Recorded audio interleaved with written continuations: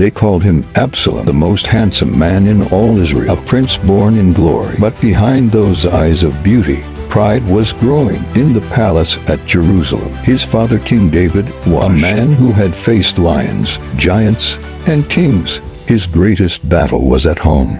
Absalom stood in the city gates, charming the people, saying, "If only I were judge, everyone would find justice." And they believed him. Now plotted to replace him. A kingdom divided. David prayed, "Lord, not my son." His enemies wore armor, but this one wore his own blood. Absalom crowned himself king, cheered by the crowd.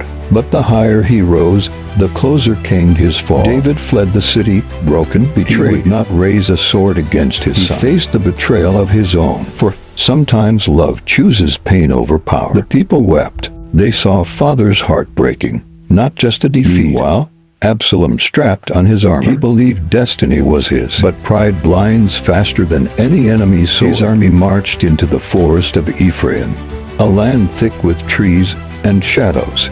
They did not know that fate was waiting among the branches. The clash began, steel on steel, cries echoing through the mist. Men fell, chaos reigned, and the forest swallowed sound and soul alike, its ancient silence shattered by the din of battle. Absalom's horse bolted, terrified, untamed. The prince's hair, his very pride, flew wild behind him as he vanished into the trees.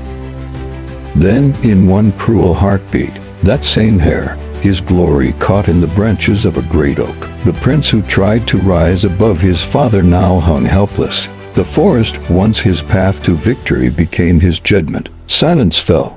The price of rebellion lay still. A messenger rushed in. "Your son, Absalom." His voice cracked. David collapsed, wailing, "Absalom, my son, if only I had died instead of you." It was not the cry of a king, but of a father. The soldiers stood silent, witnessing love's devastating victory.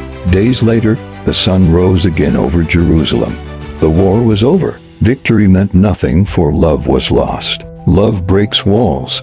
Forgive before it's too late. If you believe God is love, write it in the comments.